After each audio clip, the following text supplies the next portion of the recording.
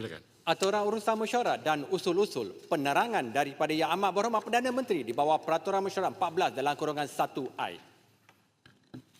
Baik, Yang Amat Berhormat Perdana Menteri dipersilakan memberikan penerangan mengenai situasi keselamatan di Iran dan Rantau Timur. Silakan, Muhammad. Assalamualaikum warahmatullahi wabarakatuh. Salam sejahtera.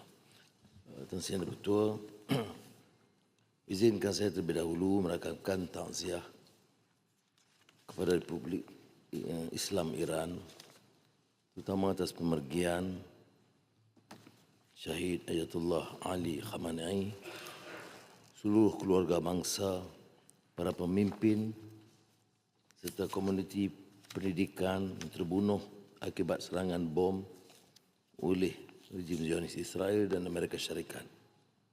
Ini termasuk Jeneral Aziz Nasrizzadeh, Menteri Pertahanan, dan Mahmud Ahmadinejad, bekas Presiden Iran,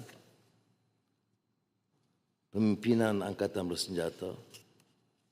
Maka kepada mereka termasuk rakyat serta 180 kanak-kanak di Minab yang terkorban, saya mohon Dewan menghadiahkan Al-Fatihah dan kepada rakan-rakan yang lain untuk bermenung sejenak. Al-Fatihah.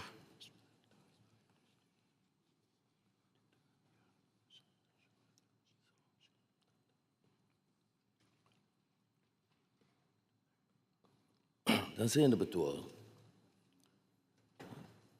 tidak boleh dipertikai kenyataan bahawa tindakan ganas ini menyerang negara berdaulat dan merdeka adalah tindakan biadab, melanggar prinsip piagam Pertubuhan Bangsa-Bangsa Bersatu dan melanggar semua peraturan, ketetapan dalam tatanan hukum undang-undang dunia. Oleh itu, Malaysia dengan ini mengutuk keras serangan rejim Zionis Israel dan Amerika Syarikat terhadap Iran.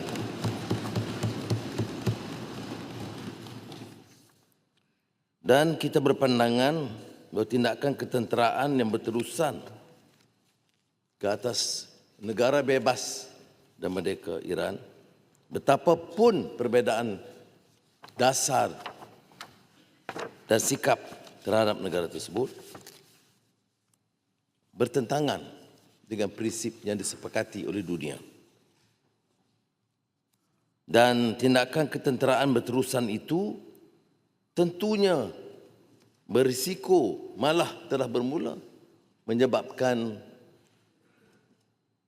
ketegangan, eskalasi lebih besar, menggugat kestabilan serantau, terutama di negara-negara Teluk, yang semuanya atau kebanyakannya diheret dalam kencah peperangan akibat dari serangan yang dimulakan oleh Israel yang bersekongkol dengan Amerika Syarikat.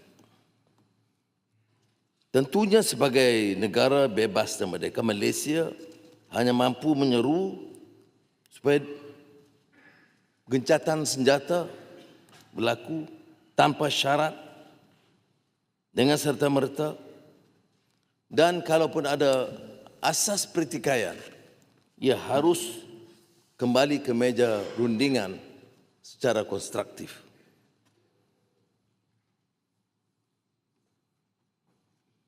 Tatanan dunia termasuk PBB dengan kenyataan Susah Agung Guterres baru ini jelas mengikat negara anggota supaya mematuhi undang-undang antarabangsa.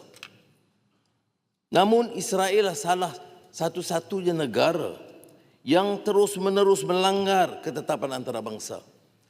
Hari ini Iran, semalam Lebanon, sebelumnya Iraq, Syria, dan pembantaian terhadap umat dan rakyat Palestin dan Gaza berterusan hingga kini. Sebab itu, kita tidak ada pilihan melainkan untuk menyatakan dengan tegas Dan jelas bahawa tindakan ini adalah tindakan yang bertentangan dengan peraturan tatanan dunia dan harus dibantah dengan keras. Pilihan lain tentunya selain perdamaian ialah untuk mendapatkan kerjasama dengan negara Teluk supaya kembali bersatu, mengadakan rundingan, pertahankan kebebasan dan kemerdekaan rantau. Jika tidak, seperti yang boleh dijangka, giliran satu negara ke negara yang lain akan terus berlaku. Seperti mana yang pernah diungkapkan oleh beberapa pemimpin Israel dan yang terkini memberi amaran kepada pemerintah Turki bahawa mereka juga tidak terlepas daripada kemungkinan serangan Israel. Dan Sien Ketua, selain dari ketetapan tersebut, tentunya sebagai kerajaan kita bertanggungjawab untuk memelihara dan menjamin keselamatan rakyat Malaysia supaya keberadaan mereka di sana dapat dijamin keselamatannya. Ramai yang terkandas akibat penutupan ruang udara dan gangguan penerbangan, dan sebahagiannya memang sudah menetap dan bekerja di sana. Sebahagian lagi adalah pelancong dan jemaah umrah. Jumlah yang besar adalah yang berdaftar bertugas di rantau Timur Tengah yang mencecah lebih 29,112 orang di kalangan yang berdaftar dan tidak berdaftar. Paling ramai adalah di Qatar dan UAE, Emirat Arab Bersatu, Arab Saudi dan Jordan.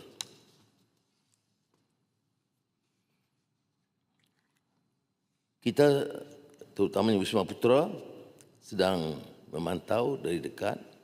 Sebahagiannya dibantu oleh kedutaan dan menghubungi sekiranya memerlukan kerjasama membawa pulang, walaupun terbantut sekarang kerana tersekat penerbangan.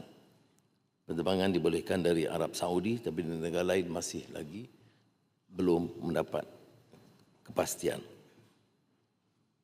Selain itu, saya ingin menggunakan kesempatan ini, Tan Sri Yang Bertuah, untuk juga mengumumkan bahawa dalam kesibukan ini jangan kita lupakan nasib rakyat Palestin, khususnya di Gaza.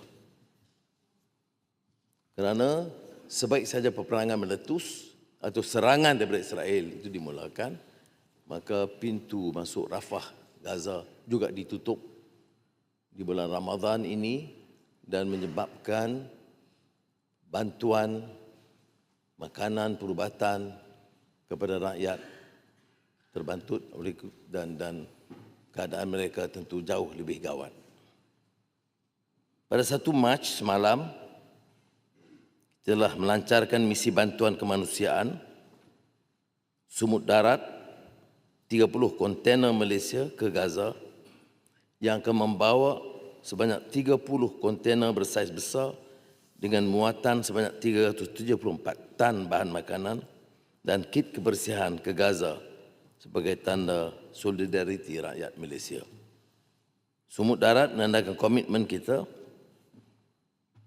kerana kita, dan saya bangga anak-anak kita yang tidak lentur semangat mereka untuk mempertahankan hak maruah dan kelangsungan hidup rakyat Palestin. Pelancaran sumut darat juga membuktikan bahawa solidariti rakyat melangkaui kaum, agama dan latar belakang politik.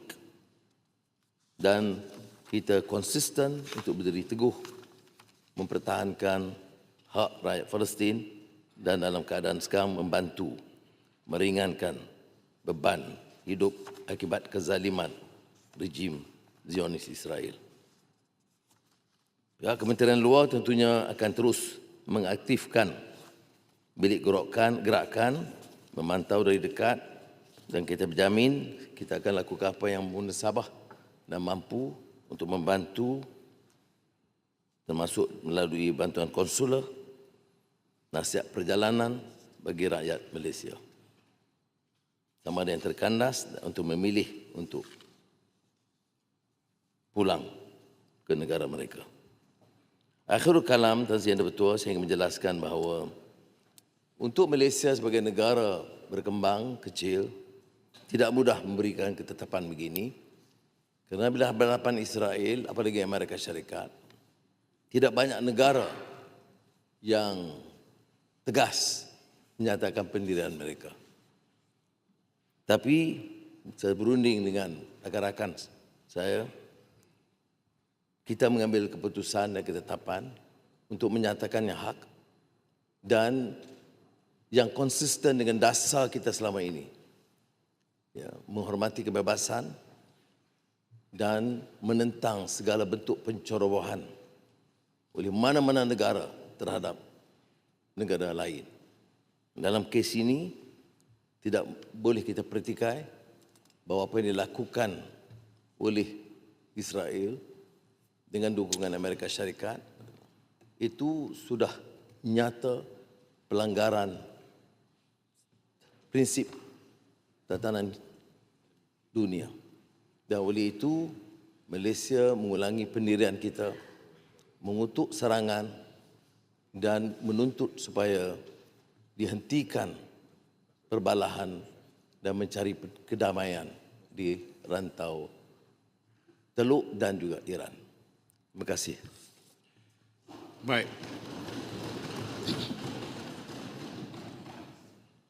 Oleh Yang Berhormat, penerangan daripada Yang Amat Berhormat Perdana Menteri itu kini terbuka untuk ahli-ahli meminta penjelasan dan memberikan pandangan.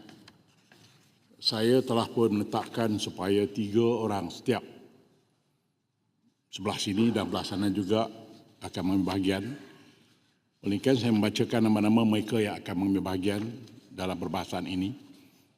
Yang pertama ialah Wabi Sekijang, diikuti dengan Larut, Ipoh Timur, Kota Baru, Ulai dan Indra Mahkota. Dan selepas itu para menteri ataupun menteri yang akan memberikan penjelasan.